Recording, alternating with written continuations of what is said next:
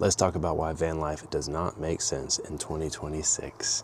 There's so many reasons. There's a lot of reasons. And instead of just talking about it, we're going to look at my new van and we're going to talk about it. So, of course, you're thinking like, oh, why? Why do you have a van if you're going to talk about why van life doesn't make sense? Well, I've decided not to build this one out. And there's a very good reason. It just doesn't make financial sense to do van life anymore in 2026. Hear me out on this, okay? Come into my van and hear me out on this. How much are you going to spend trying to build a normal minivan out? It could be thousands. It's going to be a lot.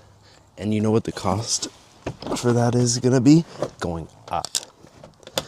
And tell me this, is fuel going to go up or down? Is maintenance going to go up or down? You know the answers to these questions. They're going up. It's 2026, and I bet you next year is going to get even crazier than this year. One of the biggest reasons it doesn't make sense to do van life is it's a junk life. It's a life that doesn't make sense, and it's not connected to reality. What do I mean by this? Where does our sanity come from? It's a deep question. But for me, I've realized that when I am settled in a place, I have a more stable mind. The more stable I am, the more stable my mind is. And your mind is everything.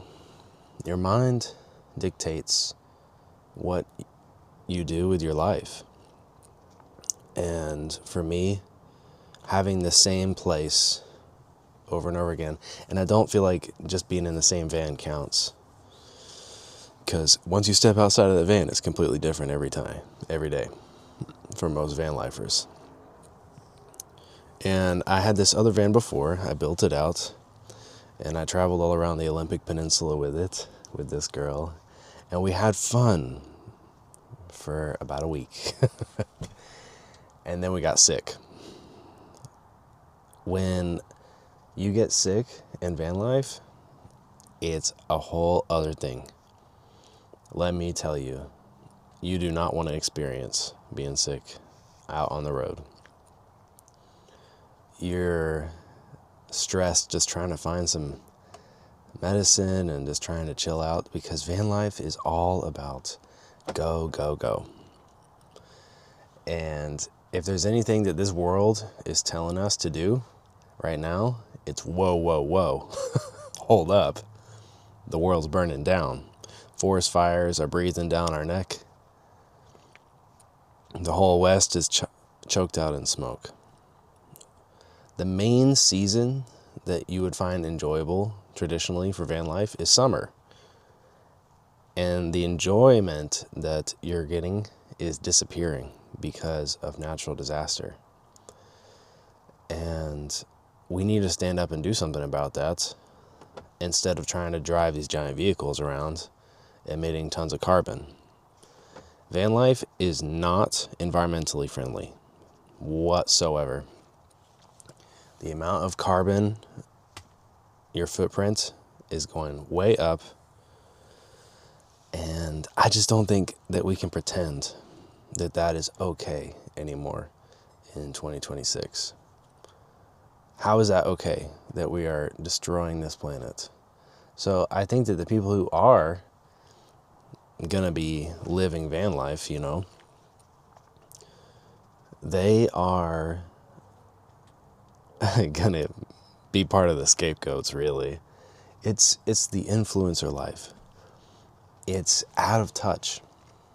It's just a bit out of touch. Nobody cares about the amazing places and hikes that you're going on. It's just not relevant anymore in our society of what we need to focus on. We need to heal.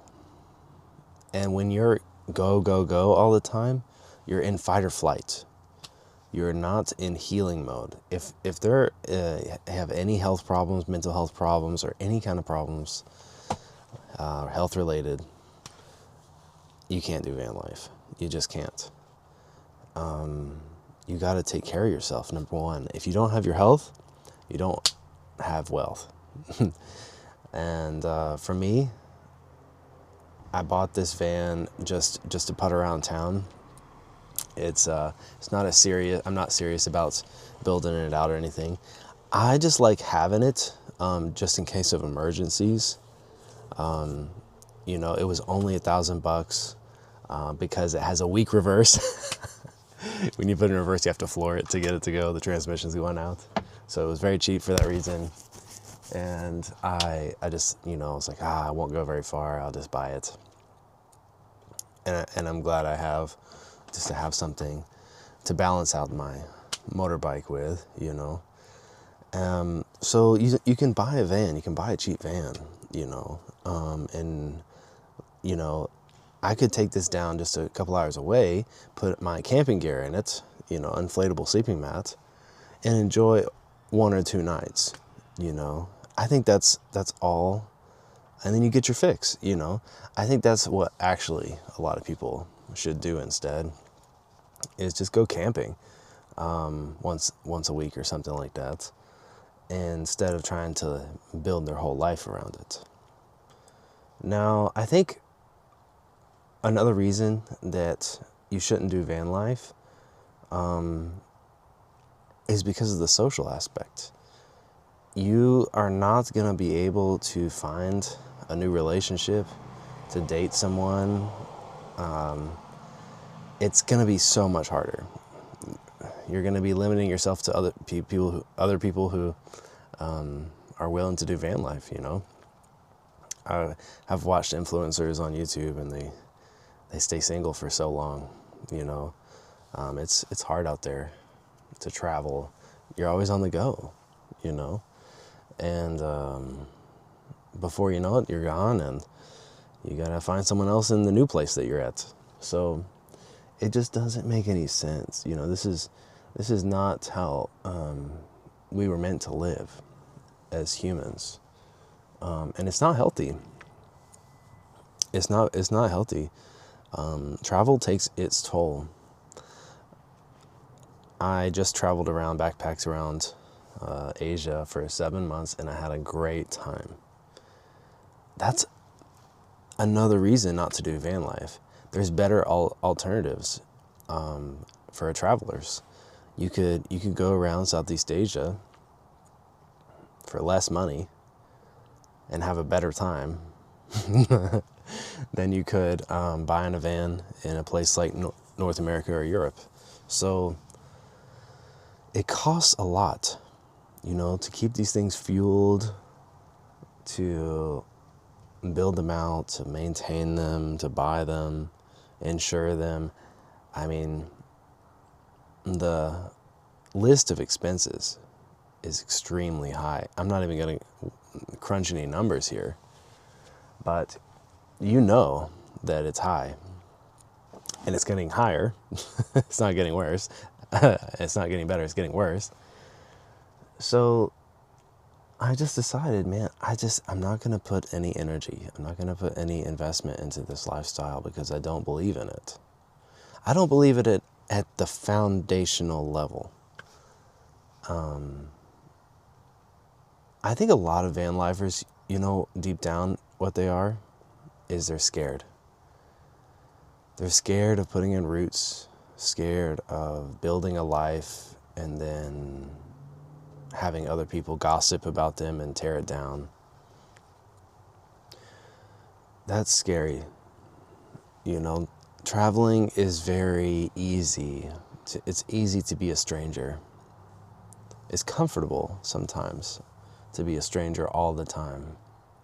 Nobody ever gets to know you. And that's a comfortable place to be. But I challenge, you know, constant travelers to take a look at themselves and say, why is that, you know? Why is it that people don't? Are you afraid? You know, what are you trying to hide? And I think that we have to take a deep look at ourselves and try to be a better version of ourselves. And it's easier to do that in a community that holds you accountable. Here, I've found that I'm being held accountable, you know. I'm trying my best to be the best version of myself. And I still come up short sometimes. But that's the thing. In van life, no one's holding you accountable. You have all this freedom, right? But it comes at a price. I hate to say it, but freedom isn't free. I used to hate that statement, but I get it now. You know, the freedom of van life comes at this cost. Every time you step into the van and turn on the ignition, those dollar bills are just floating down. And I don't think it makes sense anymore. So what does make sense? I think returning to the lands, living off grid makes a lot of sense. Living in cities and building a life makes sense. And traveling once in a while. You know, you have to be a certain type of person to want to travel all the time. I think a lot of people are going to come at me in the comments and be like, hey, you don't have to travel with a van very much. You can just kind of stay in one spot for a long time. Man, that's true. But then why don't you just kind of get a place to live, you know, if you're going to be there for a long time? Living in a van is hard, you know, figuring out showers, going in, you know, constantly going into Planet Fitness and that whole lifestyle. Trying to cook and clean, way harder. And then if you have to build those systems in your van, that's a huge expense, trying to put a sink and all that in a van. So it just feels like it goes against nature.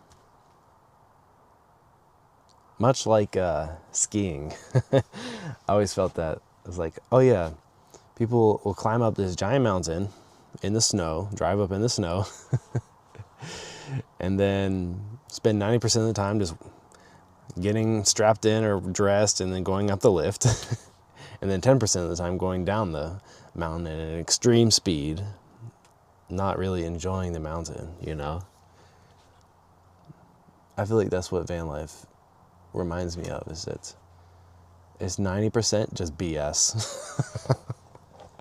You know, driving at 65 miles an hour, you're not enjoying where you are.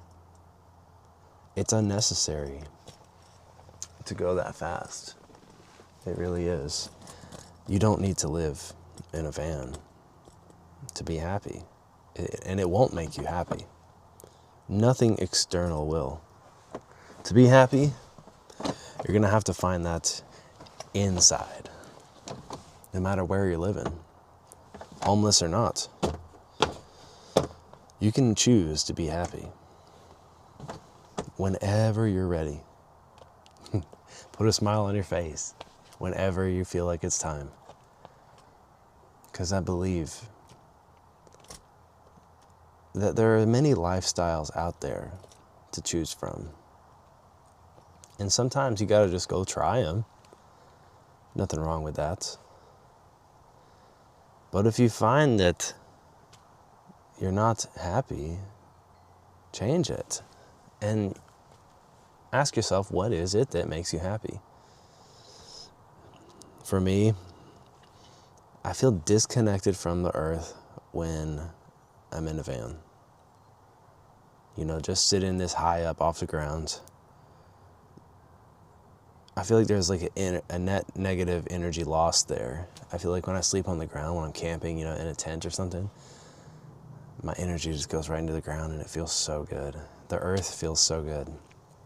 To connect to it barefoot.